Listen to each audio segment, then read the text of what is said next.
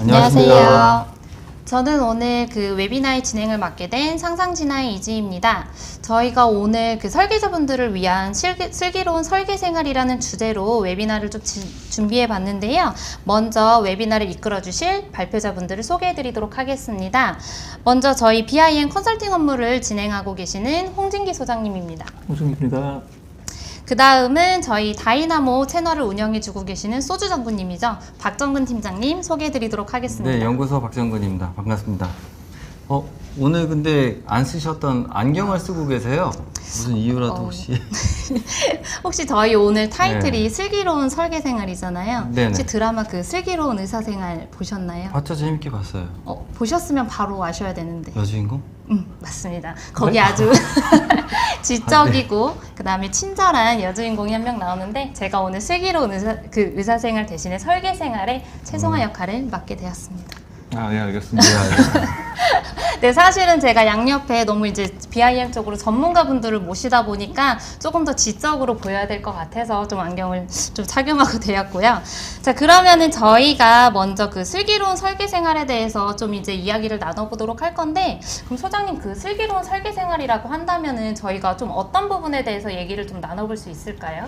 사실은 저희가 슬기롭기 전에 우리가 어떤 환경이었는지, 건설 관련돼서 설계 관련돼서 어떤 환경에서 진행이 왔는지 좀 살펴봐야 될 것 같은데요.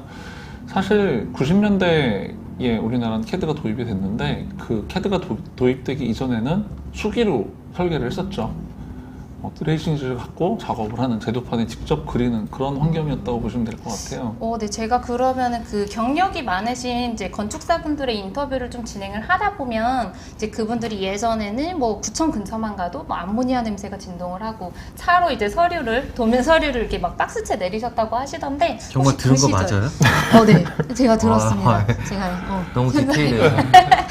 혹시 그 시절을 얘기하시는 거 맞습니다. 맞으신가요? 사실은 네네. 그때 시점이 출력이라는 얘기도 거의 없었어요. 청사진을 굽는다 뭐 이런 얘기를 사용을 했었고요. 그리고 캐드가 90년대에 도입이 되면서 뭐 플로팅하고 프린터 쓰고 이런 것들이 진행이 됐었죠. 그리고 우리나라의 BIM 같은 경우는 2006년도 그 정도부터 이제 사람들한테 소개가 되고 2010년도에 들어서면서 BIM에 대해서 시공사 발주처에서 효용성이 있다, 효과적이다 라는 생각이 들었던 뭐 그런 시기가 있고요. 그리고 2010년 중반이 되면서 뭐 도로라든지 철도, 단지 분야의 가이드라인이라든지 프로젝트, 그리고 연구과제 이런 것들이 많이 진행이 되면서 뭐 활성화가 되는 그런 시기로 들어가고 있다라고 말씀을 좀 드릴 수 있을 것 같아요.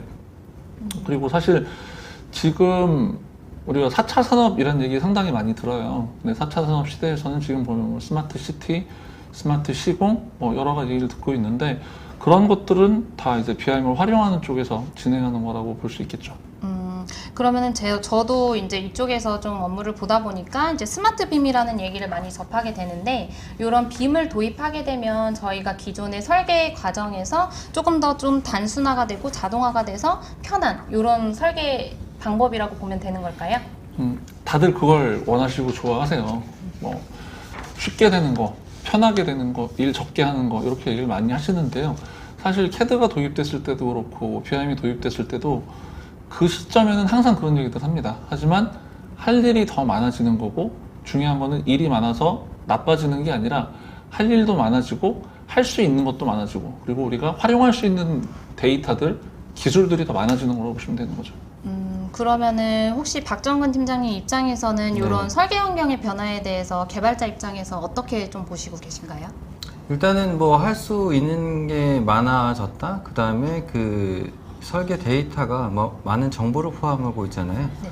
그러니까 뭐 일이 늘어났다라는 것도 많은데 그러한 정보들을 좀 더 잘 활용을 하면 뭔가 만들 수 있는 아이템도 많다. 예전에 뭐 자동화라던가 뭐 리시브라던가 이런 거 많잖아요, 캐드에. 네네. 그런 거보다 더 월등히 수준이 높은 그 무언가를 이제는 그런 정보들을 이용해서 만들 수가 있다라는 거죠. 그러면은 지금 이제 저희가 설계 환경의 변화에 대해서 좀 간단하게 리뷰를 좀 진행해 봤는데요. 그럼 이러한 BIM의 과정 중에서 저희 설계자분들이 느끼시기에 좀 편리해질 수 있는 부분이 어떤 게 있는지 좀 본격적으로 이야기를 나눠보도록 하겠습니다. 그럼 오늘 진행할 내용에 대해서 박정근 팀장님이 좀 소개 좀 부탁드립니다. 네, 일단 빔을 하게 되면서 뭐 할 수 있는 것도 많아지고 그다음에 일도 뭐 늘어났다 뭐 이런 이야기가 초반에 나왔었잖아요. 그러니까 제가 오늘 이야기를 드릴 내용은 그 빔의 그런 데이터들을 이용을 해서 전반적으로 어떻게 자동화할 수 있는 부분들을 좀 이야기해 드리려고 합니다. 맨 첫 번째는 이제 건축과 구조 분야에서 형상이라던가 그런 처리에서부터 뭐 도면 출력까지 한번 쭉 짚어 볼 거고요. 그 다음에 두 번째는 설비 쪽, MEP, 뭐 덕트, 뭐 파이프 이런 것들 한번 어떤 식으로 자동화할 수가 있는지 그런 부분에 대해서 이야기 드리려고 합니다. 그럼 저희가 이런 설계 자동화에 대한 그 세션이 다 끝나고 나면 Q&A 시간을 또 따로 마련하기 때문에 혹시 웨비나를 들으시다가 궁금하신 사항이 있으시면은 그 채팅창에 남겨주시면 저희가 실시간으로 좀 답변을 드릴 수 있도록 하겠습니다.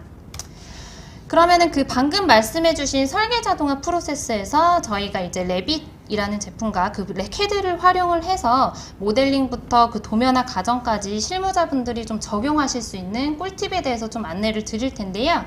먼저 건축 구조의 BIM 설계 자동화에 대해서 살펴보도록 하겠습니다. 먼저 저희가 첫 번째 파트로 물량 산출 및 도면화라는 그런 내용이 나오는데요. 소장님 혹시 여기에서는 좀 어떤 부분을 좀 짚어볼 수 있을까요? 사실 우리가 BIM을 얘기를 하면 빌딩 인포메이션 모델링이라고 얘기를 하고요. 이 용어에 대해서 사실 이해를 잘 못하시는 경우들이 좀 많이 있어요. 근데 간단하게 생각을 하면 우리가 정보 기반으로 모델을 구축을 해서 활용을 한다. 근데 이 정보 기반 모델을 구축을 해서 활용하는 부분이 여러 가지로 생각을 할 수는 있겠지만 우리가 2D에서 뭔가를 만들거나 그리거나 하면 도면을 그릴 때는 그리기를 반복을 할 거고, 그리고 산출을 할 때는, 계산을 뽑아낼 때는 계속 반복을 하겠죠. 그리고 수정을 할 때도 뭐 똑같이 반복 작업으로 여러 번 또 다시 하는 수밖에 없어요. 근데 이 BIM 모델을 구축을 한다라고 생각을 하면 우리가 구축한 모델 그대로 데이터를 출력해낸다, 계산해낸다, 산출해낸다라고 볼 수가 있는 거죠. 그래서 우리가 BIM 모델을 구축할 때 도면화라는 걸 하거나 물량 산출을 할 때는 가장 중요한 거는 정확한 모델을 만드는 거다라고 생각하시면 될 것 같아요. 뭐 바닥 같은 경우에도 구조 바닥을 만들고, 그리고 바닥에서 건축 재료 바닥에 대한 마감 바닥을 따로 산출하는 것들, 그리고 각 부재들마다 재료에 대한 것들이 정확하게 나와 있어야 재료를 물량 산출을 한다거나 도면하는 쪽에서 크게 문제가 없이 작성이 되는 거라고 보실 수 있겠죠. 그러면은 지금 이제 설명해 주신 내용을 들어보니까 이 작업에서는 무엇보다도 그 정확도가 좀 중요할 것 같은데요. 그러면은 사실 설계하는 입장에서는 정확도를 위해서는 좀 여러 번의 수정 작업을 해야 될 것 같은데 혹시 요거에 맞는 좀 기준이 있으실까요? 이 기준이랑은 어차피 모든 분야들마다 편집하는 방식이나 결과물이 나오는 산출 방식이 다 다르게 되어 있기는 한데요. 사실 이 작성하는 방식에 대한 것들은 원래는 표준화했다는 걸 따라가면 돼요. 하지만 중요한 부분은 누락되는 부분이라거나 반복되는 부분이 있을 때 그 부분에 대해서 정확한 기준을 정하고, 그리고 누락되는 부분이 없이 하는 부분들이 가장 중요한 부분들이죠. 그래서 이런 부분들에 대해서 기준을 정하는 것들, 그리고 산출할 때 누락되는 부분 없이 검토할 수 있는 부분, 오히려 그런 부분이 더 중요하고, 가능하면 그런 게 자동화가 된다면 그런 부분이 좀 편리하지 않을까, 그런 방법이 좀 있을까요? 일단 지금 저 사진에서 사진에서 아까 방금 전에 말씀하신 그런 기준 같은 거 있잖아요. 제가 보기엔 저 사진에 참 불편한 게 그 바닥이 프레임하고 겹쳐요. 그죠? 보이시나요? 혹시? 네네. 저런 거가 문제인 거죠. 모델링을 잘못하면 저런 부분 되게 큰 문제잖아요. 그죠? 저렇게 되면 물량이 중복되게 네. 되거든요. 예. 그리고 말도 안 되는 상황인 것 같고요. 그러니까 저런 것들이 기준을 세워서 기존에는 저런 걸 처리하지 않는 거죠. CAD로 할 때 2D에선 저런 거를 뭐 인식할 필요가 없잖아요. 사실은 됐는지도 모릅니다, 중복이. 그렇죠. 예. 하지만 저런 일이 맨 처음에 이야기했던 것처럼 예전에 없었던 일일 거예요. 저런 걸 처리하는 자체가. 네네. 그죠? 그렇지만 빔으로 하다 보면 저런 것들을 정확하게 해야 한다라는 겁니다. 그래서 어떻게 자동화할 수 있는지 한번 좀 보겠습니다. 일단 지금 보고 있는 영상은 도면화를 위해서 벽을 결합을 하는 겁니다. 벽을 결합하는 이유는 뭐냐면 이 각 층마다 벽을 저렇게 배치를 했더니 도면화를 하면 벽과 벽 사이에 선이 이렇게 출력이 되는 거예요. 그래서 그 선을 없애기 위해서 간단한 지금 형상 결합이라는 걸 해준 상황인 거고요. 레빗에서 일단 처리를 하는 거겠죠. 그 다음에 계속 이야기했던 규칙성. 그러니까 지금 이 보시는 영상은 LH공사에서 이번에 저런 형상결합 순서를 정해서 기준을 마련을 했습니다. 그 기준에 따라서 자동으로 지금 형상결합이 진행이 되고, 그 다음에 결과들을 미리 볼 수 있게끔 지금 제가 프로그래밍 되어 있는 상황인 거고요. 그 다음에 형상결합 완료된 화면까지 볼 수 있게끔 해놨습니다. 이 모든 게 가능한 이유는 이제 빔 모델에서는 뭐 기둥이면 기둥, 바닥이면 바닥 이런 것들을 구분해 낼 수가 있기 때문에 지금 이런 게 가능한 상황입니다. 사실 기준을 알더라도 뭐 일을 못하는 건 아니에요. 근데 중요한 거는 기준을 알고 일하는 방법을 알더라도 이건 반복을 할 수밖에 없는 거죠. 그리고 제일 중요한 거는 내가 편집을 했는데 사실 어디서 누락이 됐는지 확인할 수는 없어요. 그리고 일일이 다 찾아봐야 되는 거고, 근데 그런 것들을 자동화해서 찾아낼 수 있다면, 누락되는 부분을 확인할 수 있다면 그 부분이 가장 편리하고 좋은 부분이 아닐까라고 생각이 듭니다. 저는 이제 설계자가 아닌 입장에서 봤을 때 이제 제가 이해하기로는 쉽게 얘기하면 이렇게 누락이 발생하거나 오류가 생기게 되면 차후에 이제 뭐 부실 공사가 될 수 있는 부분을 저희가 이제 자동화해서 이런 부분들을 일일이 다 찾아내지 않아도 한 번에 해결할 수 있다. 이렇게 이해하면 되는 건가요? 네, 맞습니다. 네. 혹시 그러면은 지금은 저희가 형상결합에 대한 내용을 좀 살펴봤는데, 이런 형상결합과 같이 손이 많이 가거나 조금 오류가 또 발생할 수 있는 부분이 있을까요? 설계를 하거나 뭐 BIM을 하거나 CAD 작업을 하거나 이런 작업들을 하고 있을 때 보면 어차피 반복되는 작업들이에요. 그래서 여러 번 작업을 해야 되고, 그리고 중요한 건 우리가 어떤 도면 산출물을 만들고자 했을 때는 수정이 당연히 필요한 거죠. 그래서 이 도면 산출물을 만드는 작업을 하다 보면은 여러 가지의 복잡한 일들이 생겨요. 뭐 예를 들면 도면 산출물 중에서 주심도를 예를 들어 보면은 주심도 같은 경우도 뭐 가장 낮은 층에서 가장 높은 층까지의 기둥을 전부 다 넣어야 되잖아요. 근데 일일이 다 넣고 일부 구간에서 수정이 생겼으면 어떻게 해야 될까요? 다 다시 고쳐야 되는 것들이죠. 그렇죠. 2D에서 작업을 하면 우리는 매번 그리고 매번 계산하고 매번 수정하고 또 수정하는 이런 반복 작업들을 계속 할 수밖에 없다는 거예요. 근데 BIM을 하는 가장 큰 이유가 그런 부분들이잖아요. 그래서 BIM 기반으로 해서 모델을 구축하는 이유도 지금 저희가 하는 업무 중에 한 가지인데, 그렇기 때문에 BIM 모델을 구축했을 때 도면 산출물을 쉽게 뽑아낼 수 있는 방식이 있다면 정말 그게 좋을 것 같아요. 기준에 맞게 도면 산출물을 뽑아내는 거. 그런 방법이 좀 있으면 좋을 것 같아요. 네. 박정은 팀장님 혹시 그런 방법이 있을까요? 네, 일단 지금 이 주심도 같은 경우에는 특별히 우리나라에서만 거의 하는 거 아닌가요? 그렇죠. 거의 뭐 네. 시공 쪽에서 많이 중요하게 생각을 하고 구조의 중심이 되는 부분도 있기는 네. 하지만 해외는 많이 안 쓴다라고 얘기를 하더라고요. 일단 주심도 같은 경우에는 제가 미팅을 하고 이걸 만들면서 느낀 건데 엄청난 노가다를 하고 계시더라고요. 네. 제가 그거 한번 영상 한번 보겠습니다. 일단 그 레빗 그 빔 객체에는 형상 정보라던가 다양한 정보가 들어 있습니다. 그걸 이용을 하는 거예요. 형상 정보가 있다라는 거. 그래서 지금 보시면 주심도 자체를 지금 자동으로 만들고 있는데, 이거에 대한 알고리즘은 간단하게 설명할 수가 있습니다. 맨 아래층부터 맨 위층까지 위에서 내려다본 상황으로 기둥만 빼낼 수가 있잖아요. 그죠? 기둥이 뭔지를 아니까 이제 레빗에서는 그 기둥의 형상을 추출을 해서 그 형상이 가지고 있는 치수까지 지금 보시는 화면처럼 만들어낼 수가 있다라는 겁니다. 이 모든 걸 레빗 안에 들어있는 그 객체의 정보로 만들어낼 수가 있다라는 거죠. 편심이라든가 이런 것까지 전부 다 적용이 된 주심도인 거예요. 사실 중요한 건 그거죠. 우리가 결과물을 내려고 하는 게 가장 큰 목적이에요. 실제로 구현하고자 하는 걸 BIM이나 CAD로 구축을 해서 결과물을 산출해야 되는 게 중요한 건데, 이제 그 구현되고자 하는 결과물과 가장 유사한 데이터들이 가장 많이 채워져 있는 거, 그게 CAD에서 BIM으로 넘어가면서 데이터가 풍부해지는 그런 과정이 가장 중요한 거로 보시면 될 것 같아요. 그래서 우리가 어떤 BIM을 하던 많은 데이터를 채우는 게 목적이다라고 생각을 하고 가시는 게 가장 중요합니다. 그럼 방금 그 성과물 작성에 대한 얘기를 해주셨는데, 저희가 이제 성과물을 작성해서 제출하기 위해서 또 다른 확인할 부분들이 좀 있을까요? 사실 성과물이라고 말씀을 드렸지만 이제 어떤 형태의 결과물이든 저희는 갖고 있어야 돼요. 보통 도면화라는 얘기를 많이 합니다. 그래서 표준에 맞게 도면화를 산출하는 얘기들을 많이 하는데 이 도면화라는 부분 자체가 모델이건 설계된 데이터건 우리가 목적에 맞는 부분에 따라서 뭐 평면, 인면, 단면, 상세에 대한 것들을 정확하게 표현하기 위한 게 목적이라는 거죠. 그래서 모델로 구현되어 있는 것들, 정보 기반으로 되어 있는 걸 갖다가 원하는 부분에 적합하게 표준에 맞게 산출해내는 것. 그게 가장 중요한 거라고 보시면 될 것 같아요.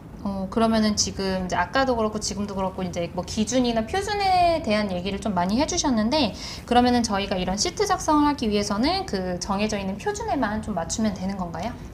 이게 표준이라는 게 뭐 어떻게 보면 되게 쉽고 간단한 걸로 볼 수 있지만 되게 광범위한 얘기를 담고 있습니다. 그리고 이 표준화라는 작업을 하는 게 결과물만 산출하는 게 아니라 작업하는 기준도 될 수 있는 거고요. 그래서 우선 도면화에 관련된 걸로 생각을 해보면 우리가 도면화를 할 때 표준 작업을 한다라고 하면은 보통 레빗에서는 시트라고 얘기를 하죠. 그 레빗에서 작성되는 결과물을 시트로 구성을 할 때 뷰를 어떻게 설정을 할 건지 그리고 템플릿을 어떻게 구성을 할 건지 우리가 보통 주석이라고 얘기하는 내용들 뭐 문자라든지 치수라든지 이런 것들에 대한 구분을 지정을 해서 그대로 표현해내는 것 그게 도면에서 표준화 그리고 기준을 잡는 것 뭐 이렇게 볼 수가 있겠죠.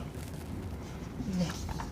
그러면은 이런 시트 작성을 조금 편하게 할 수 있는 방법도 있을 것 같아요, 팀장님. 네네. 시트 작성 관련돼서 또 이야기 드릴 건 뭐냐면 제가 미팅을 하다 보니까 일단 시트 작성이 특정 시트의 상황 그대로 또 이제 다시 배치하는 거예요, 뷰들을요. 네네.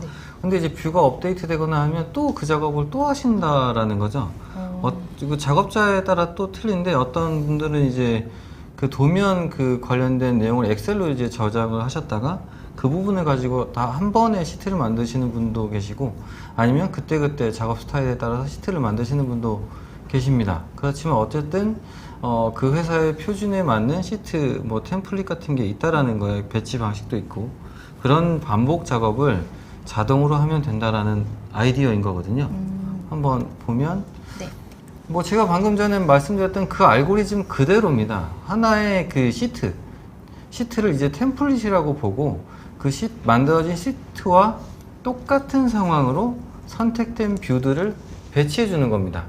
그래서 지금 보시는 이 상황은 뷰들을 선택을 해주고 그 뷰들이 입력되면서 뭐 시트 이름이라던가 도면 번호 이런 걸 입력을 해줍니다.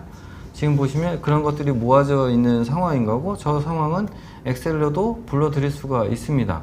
그리고 나서 확인을 누르면 하나의 그 만들어진 시트와 똑같은 상황으로 뷰들이 배치돼서 완성이 되는 거죠.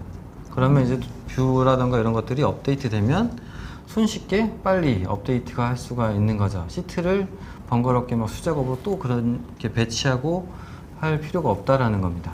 사실 저 시트를 뭐 시트 내린다 뭐 이런 얘기 많이 하거든요. 근데 사실 저거를 그냥 다 자동화 이렇게 생각하지는 않을 거예요, 사람들이. 중요한 거는 표준화 작업을 하는 기준에 맞는 거는 스탠다드는 다 맞추고 세팅을 해야 되는 부분이 분명히 있습니다. 물론 당연히 발주처마다 다르고 설계사마다 다르기 때문에 그 부분들에 대한 건 해야 돼요. 근데 그런 것들을 지금 시트를 표현하거나 할 때 작성하는 기준이 정해져 있고 그것들을 반복 작업을 줄여주는 거잖아요. 맞습니다. 사실 설계자들이 원하는 건 그 반복 작업을 줄여주는 게 가장 좋은 게 아닐까 생각이 들어요.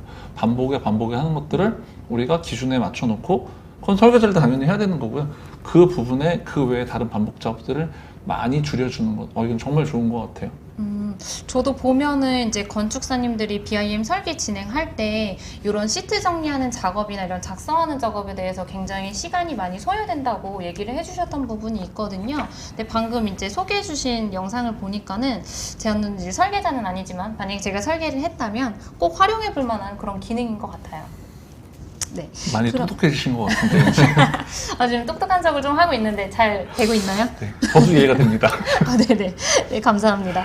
그러면은 저희가 지금 시트 정리까지 다 맞춰봤는데, 그러면은 여기 시트 작업까지 다 끝나게 되면은 3D 작업은 다 마무리가 된 건지, 아니면은 그 후에 어떤 또 다시 프로세스가 또 반복이 되는 건지.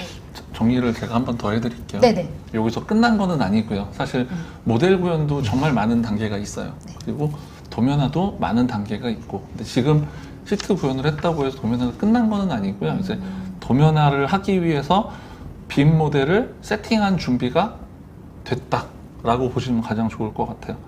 사실 이 도면화 준비가 됐다라는 부분 같은 경우는 뭐 BIM 툴들이 보편화가 돼 있고 다 같은 툴을 쓰면은 호환이 상당히 좋을 거예요. 네. 그리고 우리는 지금 레빗하고 캐드 쪽으로 얘기를 하고 있잖아요. BIM 툴은 뭐 이거 말고도 여러 개가 있습니다. 근데 이 호환성이 그래도 레빗이나 캐드 같은 경우는, 오토캐드 같은 경우는 같은 회사에서 프로그램이잖아요. 같은 vendor사 프로그램이기 때문에 호환성에 대한 것들은 상당히 탁월한 것 같아요. 그리고 이 시트를 다시 내보내야 되는 작업이 좀 있습니다. 근데 이 시트를 캐드 쪽으로 내보내는 작업을 이제 해야 되는데, 레빗에서 캐드로 내보낼 때도 사실은 좀 반복적이고 번거로운 작업들이 좀 포함이 돼요. 그 이유는 같은 회사의 프로그램이긴 하지만 그 안에서 여러 가지의 작업들이 또 필요한 거죠. 3D 모델을 2D로 내보낸다. 자동으로 되는 건 그냥은 아닙니다. 단지 3D로 시트를 내려있는 작업들을 갖다가 2D로 보내기 위해서, 변환을 하기 위해서 어느 정도 준비를 한 게 끝났다. 그리고 이제 우리는 도면에 대한 것들을 진행을 하려고 하는 거죠. 그래서 우리가 이 시트를 내보내는 작업을 하다 보면 레빗에서 시트를 내보내잖아요. 그냥 안 나가지는 건 아시잖아요. 그렇죠? 네. 나갈 때 뭐 시트도 따로 나가는 경우도 생기고 이런 것들이 생겨요. 그리고 모델을 우리가 2D로 내보내는 게 이제 도면화에서 DWG로 보거나 아니면 출력을 하거나 이런 걸 해야 돼요. 그리고 나중에 빔360이나 어떤 뭐 PMIS라는 이런 도면 관리 도구 쪽에 올려줘야 되거든요. 관리를 하기 위해서. 근데 그 작업을 할 때 하나하나의 DWG를 구성하는 게 문제가 되는 거죠. 폰트도 달라지고 스케일도 달라지고, 그리고 여러 가지의 분류 체계가 좀 다른 것들 때문에 결국은 레빗에서 작성한 것들이 캐드로 갔을 때 잘 안 되는 거죠. 근데 이게 잘 안 되는 게 방법을 모르기 때문인 거예요. 그리고 여러 번 손이 가는 부분에 불편한 것들 때문에, 이제 그런 것들 때문에 우리가 도면화 관련된 세팅을 하고 완전히 작업이 되고 나서, 최종 준비가 되고 나서 그 부분에서 편리하게 해줘야 될 부분이 상당히 필요한 부분이 생기는 거죠. 레빗에서 캐드로 내보낸 걸 변환해주는 그런 과정들, 그런 게 좀 많이 편리해지면 좋을 것 같아요. 뭐 그런 방법 좀 알려주실 수 있을까요? 네, 일단 일단 그 레빗에서 결국엔 캐드로 도면이 간다라는 거죠. 캐드에서 마무리 터치업을 해야 되잖아요. 그런데 이제 배치 탭과 모형 탭이 이제 그 뒤바뀌어 있기 때문에 지금처럼 배치 탭을 모형 탭으로 옮기는 작업을 하게 됩니다. 캐드에서. 그런데 그 익스포트 레이아웃이라는 명령을 쓰게 되면 캐드에서 결국에는 그 레빗에 내보낸 도면이 저런 식으로 스케일이 맞지 않아요. 근데 이걸 또 이제 스케일까지 맞춰주는 거죠. 레빗에서 그냥 넘어온 거 가지고 한 번에 이제 배치 탭으로 쓰면 되겠지만 우리나라에서는 쓰지 않기 때문에. 전환하는 거는 원래 캐드에 원래 있던 기능인 건 맞는 거죠. 그렇죠? 네. 그래서 지금과 같은 매크로 기능을 약간 하는 기능입니다. 저거는. 그래서 저 기능을 이용을 하면 스케일 세팅, 그 다음에 파일을 불러와서 익스포트 레이아웃 명령 처리, 그 다음에 한글 폰트 깨진 것까지 처리한 다음에 저장을 해주는 저런 기능을 매크로 형식으로 진행을 하게 됩니다. 그렇게 되면 그제서야 저희 쪽에서 쓸 수가 있는 도면 세팅이 되겠죠? 저런 작업을 하는 이유가 뭔지 아십니까? 혹시? 아까도 얘기해 주셨지만 혹시 스케일이 맞지 않고 이런 한글이 깨지는 문제가 있잖아요. 그러면은 세움터에 그렇죠. 올릴 때 네네. 문제가 되겠죠. 네, 지금 원래 그냥 레빗 쪽으로 나온 도면은 정말 많이 문의 주시는 게 그 세움터 문제 때문에 저 작업을 하셔야 하는 거예요, 결국에는. 세움터 역할이 어떤 건지는 혹시 아시나요? 세움터요? 뭘 세우는 게 아니고 사실은 세우는 인허가 게 관련된 결과를 결국은 세우는 거긴 하죠. 근데 인허가 관련된 결과물을 인증하기 위한 자료를 취합하는 그런 공간이라고 생각하시면 되고, 사실 세움터에도 BIM 관련된 데이터로 인증을 하기 위한 절차를 추진을 하고는 있어요. 근데 아직 뭐 어느 정도 진행되는 그런 단계라고 보시면 될 것 같고요. 추후에 이제 그렇게 될 예정이다라고 생각을 하시면 될 것 같습니다. 저건 어디서 다운받을 수 있는지? 제가 알기로는 이제 저희 지금 설명드리는 이제 캐드박스나 레빗박스에도 그 기능이 들어가 있기는 하지만 지금 오토데스크의 그 빔 가이드북이라는 사이트가 있어요. 요거는 이제 BIM을 진행하시는 분들은 대부분 다 알고 계시는 그런 사이트로 알고 있는데 여기에 접속을 하시면은 뭐 로그인을 따로 하지 않고도 다운로드가 가능하기 때문에 혹시 요 기능에 대해서 접해보고 싶으신 분들은 이쪽 사이트도 좀 활용을 해보시면 좋을 것 같습니다. 저거는 정말 뭐 아까 제가 시트도 좋다고 말씀은 드렸지만 사실 도면화하는 과정이 모델로 납품하려고 하는 데가 많아요. 그리고 실제로도 모델만 납품을 받는 경우도 종종 있고요. 근데 도면화를 요구하는 단계가 들어가면 레빗 파일을 갖다가 캐드로 내보내서 다시 작성을 해줘야 되거든요. 근데 그 과정에서 레빗 모델을 캐드로 변환하는 거, 변환했을 때 뭐 박정은 팀장님 설명해 주셨지만 배치로 나가 있기 때문에 다시 모형으로 보내는 거. 사실 이건 뭐 플롯 가서 다시 뒤쪽에 설명을 또 드리겠지만 거기 모형 탭에서 배치 탭으로 전환하는 것들, 폰트 안 맞는 거, 스케일 안 맞는 거, 이거는 정말 다 됐나? 다 됐지라고 생각하면서도 잘 모르면서 도면할 때 가장 큰 문제 중에 하나예요. 되게 편한 것 같습니다. 일단 저거는 뭐 빔 가이드북 저기도 좋지만 저희한테 우선 전화 주시면 해결할 수가 있습니다. 전화를 다 받으시려고요? 네, 아니요. 그러면 저희 박정은 팀장님께 전화 주시면 될 것 같습니다. 네, 그러면은 나한테 네. 지금 저희가 도면화에서 그 DWG로 변환하는 과정까지 진행을 다 해봤는데요. 요렇게 내보낸 도면을 최종 출력까지 마치면은 제 짧은 지식으로는 좀 어느 정도 과정이 마무리되는 것 같습니다. 그러면은 저희가 아까 말씀드렸듯이 이제 마지막으로 도면 출력에 대해서 좀 설명을 해주시면 좋을 것 같습니다. 사실 저희가 이제 아직 BIM을 안 하시는 분들이거나 도면화를 꼭 하셔야 되는 분들 같은 경우는 결국은 결과물을 DWG로 생각을 하실 수도 있어요. 근데 이게 그러면 우리는 DWG도 데이터일까요? 아닐까요? 생각을 해봐야 돼요. 근데 BIM이건 CAD건 사실 CAD도 프로그램을 많이 생각을 하시는데 CAD가 원래 뭐의 약자인지 아시나요? 아시나요? 사실은 제가 CAD 교육을 뭐 저는 워낙에 오래 해왔기 때문에 설명을 드리면 CAD도 약자가 있어요. 그냥 오토캐드 뭐 이런 게 아니고 CAD도 컴퓨터 에이디드 디자인의 약자입니다. 그래서 설계를 컴퓨터가 도와준다 라는 거기도 시작한 게 바로 CAD거든요. 네. BIM이나 CAD나 다를 게 없어요. 설계를 돕기 위한 하나의 개념, 프로세스라고 생각을 하시면 되고 그 결과물을 만드는 것 중에 사실은 CAD가 많이 쓰이는 이유는 혹시 아시나요? 사용자들에게 익숙해서? 그 전에 우선은 편리하고 정확하고 이런 것들이 있죠. 네. 익숙해도 맞습니다. 익숙해졌기 때문에 보편화되고 많이 쓰고 있는 거고, 그리고 이 BIM을 모델 데이터를 CAD로 내보낼 때는 사실 우리가 출력을 할 때 여러 가지의 정의가 원래는 있어요. 박정근 팀장이 기본적으로 우리가 출력을 하려면 국내에서는 어디를 제일 많이 쓰죠? 모형 공간이요. 그렇죠. 네. 근데 그게 원래 맞는 건가요? 모형 공간에서 출력을 하는 게?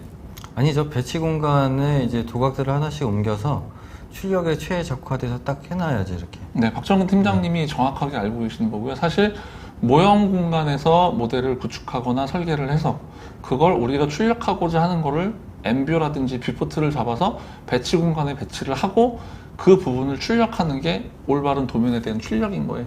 근데 국내에서는 거의 그렇게 안 합니다. 모형 공간에서. 네, 모형 공간에 정말 많은 시트 템플릿을 올려놓고 그걸 일일이 선택을 해서 출력을 하죠. 근데 원래대로 하자면 모형 공간에 모델을 작성하거나 설계를 하고 배치 공간에 하나의 시트를 구성을 하고 배치도 2개가 있으면 되는 게 아니에요. 모형 공간 하나, 배치 공간 하나. 그리고 중요한 건 얘를 갖고 사실은 C셋이라는 걸 구성을 합니다. 시트 세트라고 하는 건데 C셋을 구성을 하면은 자동화 출력이 원래 가능해요. 원하는 것들을 통해서 우리가 찾아보고 싶은 도면을 버블을 통해서 보거나 이런 것들도 가능하고, 그리고 혹시 동적 블럭이라든지 2D에서 CAD에서 2D 파라미트릭이 된다 이런 얘기 혹시 들어보셨나요? 들어봤죠. 예. 네. 맞습니다. 그게 사실은 2010 버전부터 지금까지 쭉 진행이 됐던 것들이에요. 상당히 좋은 기능들인데 안 쓰고 있는 것들인 거죠. 그러면은 저 시트 세트라는 게 저는 이번에 이제 웨비나를 준비하면서 사실 CAD에서 처음 들어보는 용어인데 그렇게 편리하고 좋은 기능을 제공하는데 왜 사용자들이 잘 사용을 하지 않는 건가요? 박정원 팀장님, 네. CAD를 쓸 때 네네. 명령어를 잘 알고 CAD 설계를 잘 하시는 분들이 명령어를 한 50개 쓰실까요? 몇 개 정도 쓴다고 생각하세요? 한 20개면 충분합니다. 네. 사실 CAD에서 작업을 할 때는 많이 명령을 써야 30개도 안 쓰세요. 2, 30개 정도 쓰고 본인이 쓰는 기능으로 편하게 업무에 맞게 쓰는 거죠. 그게 CAD의 강점이기도 하거든요. 근데 CSS나 이런 것들은 좋아도 익숙하지 않기 때문에 못 쓰고 있는 거죠. 사실 아예 안 쓰는 건 아니에요. 잘 쓰시는 분들도 계세요. 네네. 좋아하시는 분들도 계시고. 그런데 그런 것들이 불편하기 때문에 좀 편리하고 쉽게 출력을 할 수 있는 방식도 사실은 필요합니다. 그래서 출력을 도와주는 것들이 상당히 많이 요구되는 것들도 있어요. 근데 그런 부분에 대해서도 좀 자동화 방식이 좀 있을 수 있으면 설명을 좀 해주시면 좋을 것 같습니다. 근데 결국에는 모형 공간에서 다양한 도각들이 이렇게 한 번에 있는데 그걸 자동으로 좀 출력을 하면 된다. 네, 맞습니다. 그죠? 예. 네.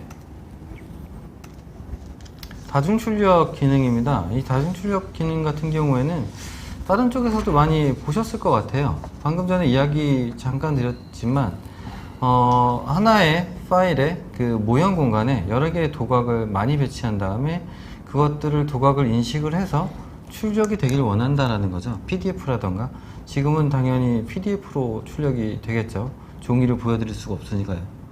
네. 그래서 일단 지금 보시는 기능은 그러한 역할을 하는 거고 도각들을 인식을 해서 프린터하고 그 다음에 여러 개의 파일까지 그런 열어가면서 그런 작업들을 일괄 처리해 주는 내용입니다. 혹시 더 설명해 주실 거 있나요, 이거? 사실 이 출력하면 CAD에서 제일 어려운 게 뭘까요? 그러면 예전에는 출력 얘기 많이 했어요. 그 이유는 뭐냐면 출력한다고 하면 결과물을 사실은 만들어내는 거거든요. 보통은 DW 파일로 정리해서 납품하고 CD로 부어서 하는 것들이 예전에 보편화됐던 것들. 근데 거기서도 출력이라는 게 항상 중요해요. 왜? 표준에 맞는지 맞지 않는지를 따지거든요. 네네. 표준화 작업이라는 걸 그래서 미리 말씀을 드렸던 부분들이 있는 거고 이 출력하는 부분은 출력한다 그러면 프린터 날리고 뭐 이런 거 생각하시잖아요. 근데 프린터를 쓰건 플로터를 쓰건 결과물을 만들어서 보여지게 만든 게 바로 출력이에요. 근데 최근에 들어서는 좀 전에 이제 PDF 출력하는 말씀을 하셨지만 이 PDF로 출력하고 자동화돼서 보여지는 게 정말 중요한 것 중에 하나예요. 제가 앞중에도 말씀을 드렸잖아요. BIM이 보편화되면서 데이터에 관련된 것들을 관리하는 것들이 상당히 큽니다. 이거는 예전에 뭐 건축이나 토목이나 시공 쪽에서 다 도면 관련된 수량이 많이 달라요. 뭐 몇백 장, 몇천 장 뭐 이런 단위가 아니거든요. 정말 많은 수의 도면들을 관리를 해야 되는데 그것들이 PDF로 관리가 됩니다. 뭐 PMIS라든지 클라우드에서 관리한다든지 또는 도면 관리 프로그램을 따로 쓴다든지 자체 개발해서 그리고 뭐 BIM 360이라든지 이런 걸 통해서 관리를 하게 되는데 이걸 쓰시는 분들도 뭐 BIM 360을 접하셔서 가장 최신의 뭐 오토데스크 쪽에서는 도면 관리하거나 BIM 쪽에서 기반이 되는 프로그램이 BIM 360이에요. 뭐 이전에 여러 가지 세션도 있었던 걸로 알고 있고 세미나도 있었던 걸로 알고 있는데 거기에서 사용하시는 분들이 아 좋을 것 같네요 라고 쓰면서도 왜 도면이 안 올라가죠? 잘 안 되네요? 이런 얘기를 해요.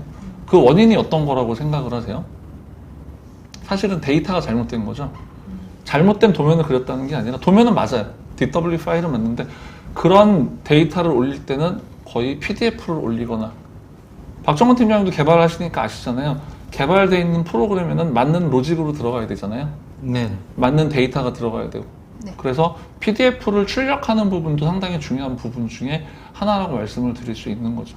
특히나 그래서 360에서 PDF로 올리는 일이 많다고 네 들어요. 맞습니다. 좀 전에 말씀드렸던 것처럼 BWG 올리면 아예 안 올라가는 경우도 있고요. 네.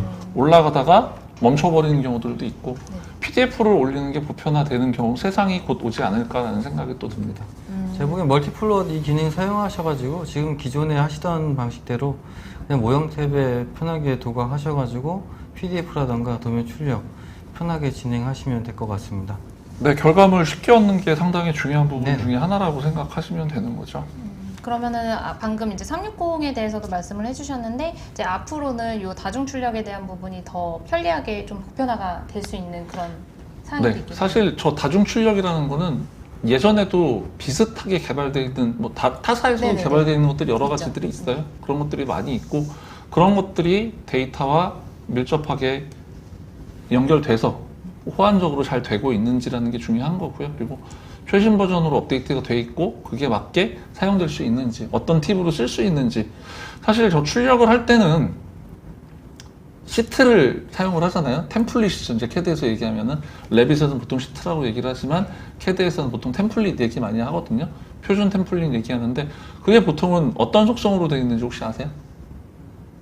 보통은 많이 블록 속성을 사용을 해요. 예. 네. 캐드 쪽에서는 블록 들어봤어요. 속성으로 되어 있는 것들이 있는데, 거기에 표제에 대한 것들이나 어디서 만들었고 누가 만들었고 도면 구분이 어떻게 돼 있고 이런 내용들이 담겨 있습니다. 그런 것들을 선택해서 출력할 수 있도록 되는 게 가장 중요해요. 알겠습니다. 네. 다음 넘어가시죠. 네, 그러면은 저희가 이제 출력까지 해서 건축 구조 쪽에서의 설계 자동화는 이렇게 모델링부터 이제 도면화에 대한 내용까지 몇 가지 프로세스를 가지고 좀 확인을 해 봤고요. 이제 그 다음에는 저희가 그 MEP 쪽에 설계하시는 분들을 위해서 그 설비 자동화에 대해서 좀 간단히 살펴보도록 할 건데요. 이제 제가 알고 있기로는 그 BIM이라는 게 그 B자가 빌딩의 약자로 알고 있는데, 지금 저희가 준비한 내용을 보게 되면은 그 설비 쪽에서도 BIM을 좀 적용을 할 수 있는 것 같아요. 제가 처음에 이제 약어를 좀 설명을 드릴 때, 빌드 인포메이션 모델링이라고 말씀을 드릴 때, 사실 처음에 그 오인돼 있는 경우들이 상당히 많아요. 빌딩 그러면 무조건 건축이라고 생각을 하시는데, 정보 기반의 모델을 구축한다라는 게 BIM의 개념이라고 생각하시는 게 가장 맞고요. 네네. 그리고 건축이나 구조 쪽 BIM은 거의 보편화되고 많이 사용하는 추세라고 생각하시면 좋을 것 같아요. 근데 설비 분야 같은 경우는, MEP 쪽 같은 경우는 우리가 생각할 때 건축 구조는 뼈대, 골조 이렇게 생각할 수가 있겠죠. 근데 MEP 쪽 같은 경우는 우리가 어떤 신경이나 혈관 이런 쪽으로 볼 수가 있어요. 구조적인 부분에서. 근데 그런 것들을 봤을 때 우리가 작성하고자 하는 모델의 형태라든지 부재에 대한 속성이라든지 부재의 연결이라든지 이런 것들이 솔직히는 설비 쪽에서는 건축이나 구조보다 조금 더 복잡하고 어렵게 볼 수가 있어요. 그 안에 뭐 액세서리 형태로 들어가는 커넥터나 밸브 이런 것들이 배치되는 것들이 좀 많기도 하고 복잡하기도 하거든요. 그래서 사실 중요한 거는 그런 부재의 연결이라든지 진행이 될 때 간섭되는 부분들에 대해서 확인을 좀 해야 될 부분들이 많이 필요해요. 사실 작업을 하다 보면 간섭됐는지 안 됐는지 모르거든요. 근데 우리가 BIM을 할 때 초창기에도 가장 좋아했던 부분 중에 하나가 공정관리와 간섭 보고서였거든요. 물론 모든 시공사에서도 간섭 보고서를 거의 필수로 요구를 합니다. 근데 MEP 관련된 부분이 가장 중요한 것들도 바로 그런 부분이에요. 그래서 뭐 플랜트 쪽 같은 경우는 오토 라우팅 이런 것들도 많이 필요하거든요. 네. 근데 그런 것들이 자동화되는 방식이 있으면 좀 알려주시고 설명을 주시면 좋을 것 같아요. 네, 정근태 팀장님이 설명 좀 해주시죠. 네, 일단은 그 MEP 쪽에서는 일단 지금 보고 계신 기능은 커넥터를 해지하고 연결하는 기능입니다. 저 기능 같은 경우에는 일단 레빗 쪽에 없어요. 객체를 뭐 컨트롤 C, 컨트롤 V 하다 보면 객체 옆에 배치하게 되는데 붙어 있지 않다 뭐 이런 것들을 붙여주는 그런 기능이었고요. 지금 보시는 것은 이제 액세서리 연결 부분입니다. 이 부분 엄청나게 좀 노가다성으로 이제 반복 작업하고 계세요. 지금 보시는 것처럼 액세서리 선택한 후에 간단하게 부착할 수 있다라는 겁니다. 그 다음에 MEP 회피 관련된 내용인데, 지금 저 덕트라던가 파이프는 링크된 객체입니다. 그 규모가 작은 그 MEP 그 작업을 하고 계시면 잘 모를 수도 있는데, 이제 좀 규모가 크다 보면 다양한 MEP 객체들을 링크하고 숨겨놓고 이렇게 작업을 하고 계십니다. 그 다음에 저런 식으로 회피하는 저런 작업을 하고 계신다라는 겁니다. 그렇게 해서 이제 링크를 하고 이제 작업을 하다 보니까 이제 MEP 객체를 이제 드로잉 할 때, 생성을 할 때 지금처럼 숨겨놓고 하다 보니 모를 수도 있어요. 저렇게. 그렇지만 이 기능은 뭐냐면 숨겨져 있지만 그 객체와 간섭을 하게 되면 바로 알림으로 알려주는 겁니다. 네. 알림으로 알려주면 이제 이거는 뭔가와 충돌이 일어났다. 그러면은 숨긴 걸 해제하시고 그 다음에 다시 간섭 회피 도구를 이용을 해서 간섭된 부분을 회피해서 다시 작성할 수가 있습니다. 회피할 때는 일단 폭, 높이, 각도 정도 조절할 수가 있는 거고요. 아, 각도나 뭐 간격 이런 것도 조정이 가능하네요. 네네. 그 다음에 지금 보시는 거는 오토 라우팅 방법입니다. 객체 두 개를 선택을 하면 자동적으로 X축, Y축 기법을 이용을 해서 자동으로 길을 찾아서 연결을 해주는 거고요. X축과 Y축 저렇게 두 가지를 준 이유는 대부분의 경우가 X축으로 가거나 아니면 Y축으로 가는 걸로 대부분 설계를 하시잖아요. MEP 할 때. 그렇기 때문에 두 가지 옵션을 준 상황입니다. 사실 설비 쪽에서 설계를 보면 뭐 아이소로 작성이 되어 있고 뭐 P&ID 기반으로 되어 있고 이렇기 때문에 이해하기도 어렵고요. 모델을 보여주는 것도 상당히 어려운 부분이 많습니다. 뭐 설비를 실제로 설비 관련된 설계나 시공을 좀 많이 하시고 이해도가 높으신 분들이 실제로 3D 모델을 구축하거나 이런 것들을 하시는 경우들이 많이 있는 거죠. 근데 사실 저렇게 되고 간섭이 자동으로 확인이 되는 거잖아요. 네네. 예, 그러면 그런 부분에 있어서는 상당히 편리하고 좋은 부분이 네, 예전에는 많다고 생각합니다. 저런 게 지금 이게 되게 이슈가 많아요, MEP 쪽에. 그런 이유가 그 예전에는 이제 2D 도면으로 하다 보니까 선으로 이렇게 설계를 하시다가 지금 3D 기반의 Z값이 막 변하면서 이제 MEP 객체를 생성하다 보니 예전에 하시지 않았던 작업까지 하게 되는 거예요, 결국에는요. 일이 많아진 걸 수도 있는 거고요.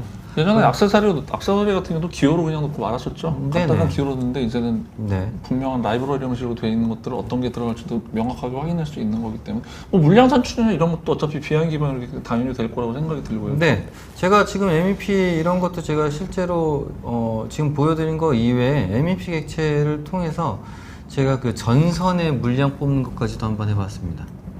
전선 물량이 트레이로 뽑는 게 아니고 전선 실제 물량. 네네네. 왜냐면은 객체가 연결이 되고 있잖아요.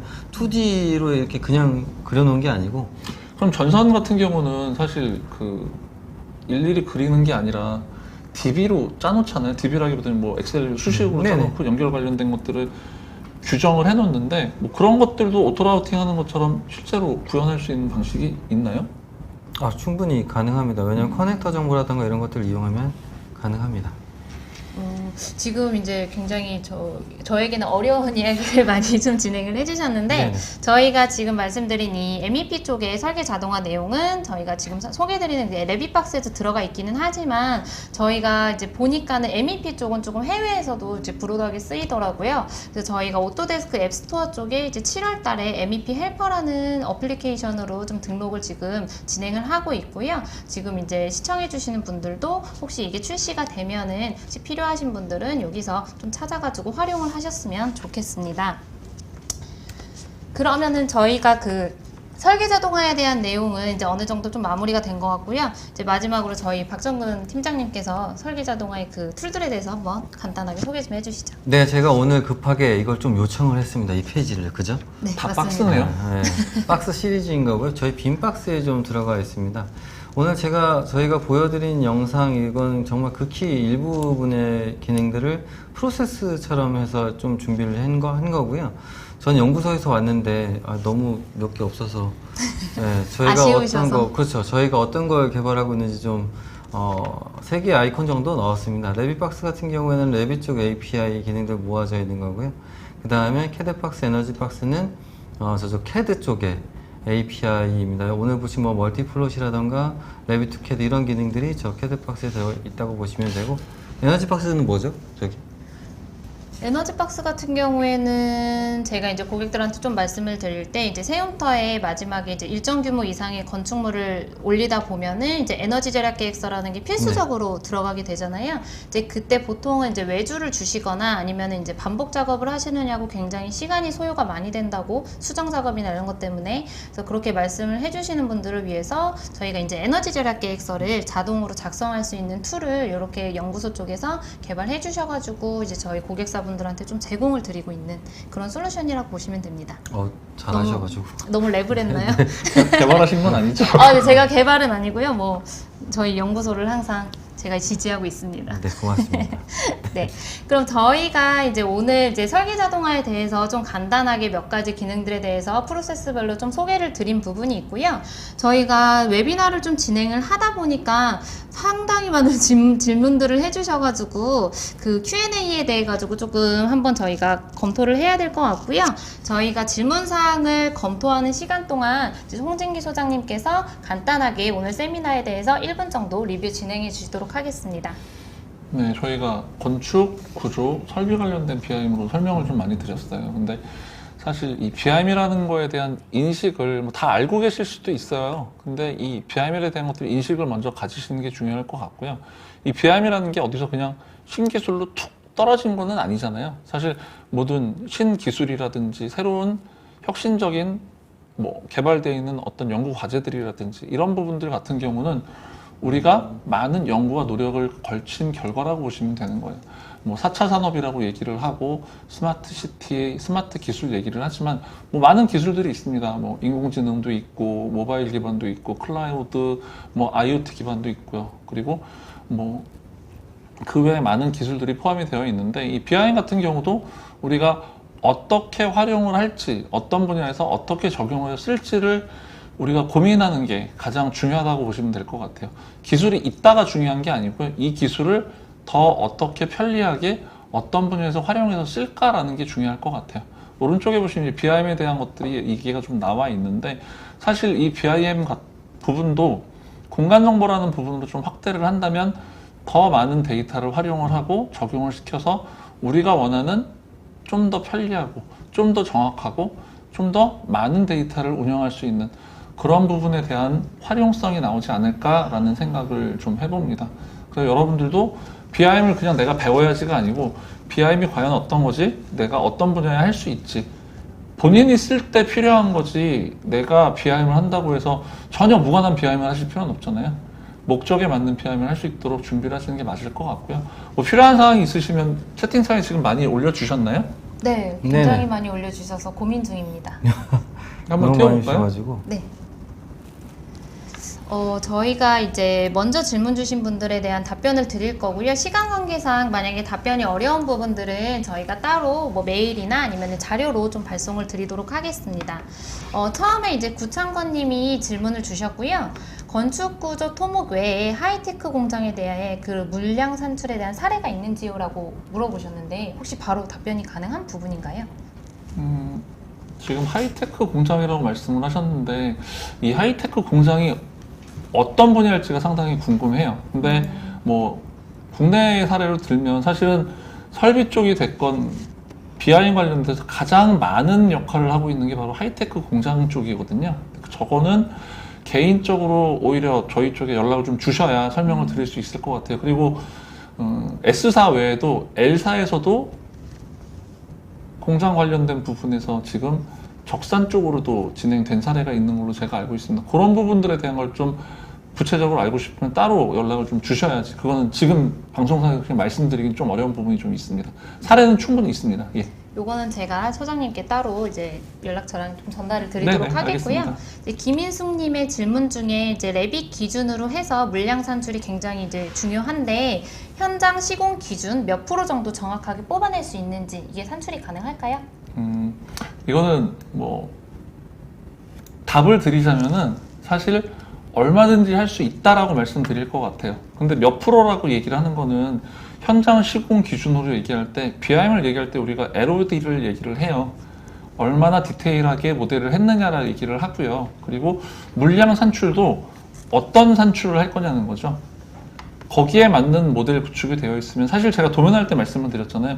표준과 기준과 작성하는 방식에 따라 달라집니다가 BIM 모델 구축해 보신 분들은 다 아실 거예요. 얘가 시공 관리를 하기 위한 건지 공정 관리를 하기 위한 건지 물량 산출을 하기 위한 건지 내역을 뽑기 위한 건지 거기에 따라서 뭐 CBS 체계라든지 WBS 체계에서 맞춰서 물량 산출을 하기 위한 모델 구축하기 때문에 몇 프로라고 말씀하기는 어렵지만은 모델 구축하는 것 따라서 산출하는 건 가능하다라고 말씀드릴 수 있습니다. 네네. 그러면은 그 다음에 민성우님의 질문이고요. 이제 건축 할 때 이제 다양한 재료로 구성이 되는데 만약에 이제 재료 중에 신소재를 사용해야 되는 경우가 있으신가 봐요. 이제 이럴 때 재료 처리는 어떻게 하나요? 라고 좀 질문을 주셨어요. 네, 이 부분도 사실 패밀리 관련된 부분으로 좀 생각을 하면 박성관 팀장님이 좀 얘기를 해주실 수 있을 것 같아요. 패밀리 구축하거나 라이브러리를 구축하는 게 어려운 일이 아니잖아요, 그렇죠? 네네. 원하는 재료를 선택한 이 신소재라는 게 사실은 또 어떤 재료라는 게 중요해요. 부재가 구조체인지 아니면 마감 재료인지 뭐 이런 부분에서 어떤 신소재인지에 따라 좀 달라질 수 있을 것 같은데 건축이나 구조 쪽에 들어가는 부재를 등록을 해서 쓰는 형식으로 되는 신소재다라고 하면은 신소재에 대한 구성을 구축을 해서 라이브러리를 등록을 해서 쓰면 문제될 건 없을 것 같아요. 제가 보기에는 뭐 레빗 쪽에 없거나 등록을 할 수가 없는 뭐 그런 재료라고 하면 뭐 그런 거 있잖아요. 뭐 그 키 테이블 같은 거 있잖아요. 네. 키 테이블 같은 거를 뭐 매개 변수라든가 재료 이름을 넣으신 다음에 그걸 뭐 다시 엑셀이라든가 다른 쪽에서 정확한 재료의 내용 있잖아요. 뭐죠? 물리적 특성 같은 거? 그런 것들을 불러오면 되지 않을까 싶습니다. 실제로 요즘에 MEP 관련된 작업을 좀 많이 하고 있는데 그런 뭔가 다 그러신 것 같아요. 그 MEP 객체들은 전부 다 어떤 키 조합으로 하는 거지 MEP 실제 객체에 들어있는 그런 정보를 실제 이렇게 하시는 것 같지는 않아요. 네, 제가 보기엔 그런 식으로 좀 박성원 아이디어를 팀장님이 얘기해 주는 거에서 제가 조금 더 부가적으로 하면 사실 우리가 원하는 데이터를 구현해서 쓸 수 있느냐, 모형으로 만들 수 있느냐 이 두 가지가 가장 중요한 거잖아요. 근데 박정건 팀장이 얘기하신 거는 데이터 연결하면 되지 모형을 만드는 건 문제될 게 없고 거기에 데이터를 어떻게 담느냐의 방식을 정리하면 될 것 같다라는 말씀이신 거죠? 네, 맞습니다. 네, 답변이 되셨으면 좋겠고요. 그다음에 구창건님이 이제 저희가 계속 표준에 대한 얘기를 드렸는데 이제 표준 설계 가이드에 대한 소개를 좀 요청을 하셨습니다. 네, 혹시 이것도 도움 드릴 수는 있어요. 소개해 드릴 수도 있는데 사실은 발주처들에서 여러 가지 가이드라인들이 많이 나와 있습니다. 뭐 제가 보기로는 사실 LH 비하인 가이드라인이라고 해서 나와 있는 것도 있고요. 그리고 뭐 비하인 가이드라인은 사실 여러 가지가 많이 나와 있거든요. 근데 분야가 또 중요해요. EX 비하인 가이드라인으로 해서 도로공사에 나온 것도 있고요. 그래서 구체적으로 어떤 게 필요하신지 나중에 요청을 한번 주십시오. 그럼 통화를 한번 해도 좋을 것 같고요. 이메일로 구체적으로 주시면 이 부분 다시 답변 드리는 게 좋을 것 같습니다. 네. 그 다음에 이제 박재훈님이 질문이 있는데 저희가 요거는 이제 내부적으로 그때 이제 발표했던 담당자분 찾아가지고 좀 답변을 드려야 될 것 같고요. 그다음에 박훈재님의 질문이 있습니다. 그 엑셀로 아웃풋이 된다고 하셨는데 이제 엑셀로 불러드릴 수 있는 방법 좀 네네. 물어보셨어요. 제가 좀 요거를 이야기 드리면 일단 그 엑셀을 불러들여서 지금 모델링 수정이라든가 이런 걸 이야기하시는 것 같아요. 그런 뭐 다른 쪽 데이터들 텍스트로 된 데이터들을 보면 뭐 좌표 정보 그 다음에 패밀리명, 패밀리 타입 뭐 이런 그 다음에 패밀리 뭐 그 선의 방향 뭐 이런 것까지도 엑셀이라던가 텍스트 파일로 일정 형식에 의해서 저장을 할 수 있다던가 그런 걸 만들 수만 있으시면 제가 보기엔 API 아니면 다이나모 이런 것들을 이용을 충분히 하시면 자동화 모델링처럼 충분히 가능할 것 같습니다. 솔직히는 사실은 저는 다시 질문을 좀 드리고 싶어요. 엑셀로 아웃풋 됐다고 했는데 다시 불러드릴 수 있다는 게 모델 관련된 사항인지 이게 파라메트릭하게 되길 바라시는 건지 아니면 데이터 연동돼서 원하는 건지 그런 부분에 대한 것도 좀 정리가 돼야 답변이 네. 좀 정확하게 되지 않을까 생각이 드네요. 네. 그 다음에 이제 레비투캐드에 대한 내용을 진행을 할 때 레비투캐드를 잘 활용하시는 분들이 좀 답변을 많이 달아주셔가지고 잘 활용해주셔서 감사드리고요. 그 다음에 김일님의 질문이 있어요. 빔 작업 중에 많은 부분이 자동화되어 가고 있는데 시공을 위한 부분과 허가를 위한 작업 부분의 자동화에 대한 상황은 이제 어느 정도 진행이 되어 있다고 보시는지 질문을 주셨습니다. 네. 정말 좋은 질문이기는 한데요. 이 질문상 자체가 사실은 되게 광범위합니다.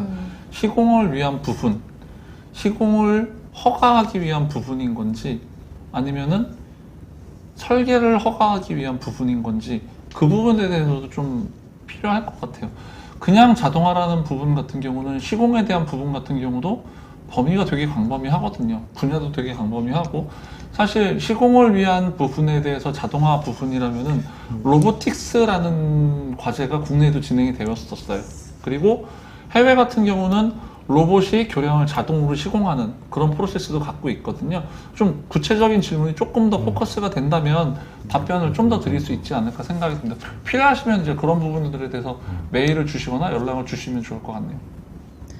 네, 지금 답변을 잘 해주고 계신데 저희가 시간 관계상 이제 전체적으로는 다 질문의 답을 바로는 못 드릴 것 같고 이 부분은 저희가 차후에 땡스 메일이 나갈 때 그때 한번 답변을 다 정리해서 좀 전달을 드리도록 하겠고요. 한 2개 정도만 더 뽑아가지고 좀 답변을 드릴 수 있도록 하겠습니다.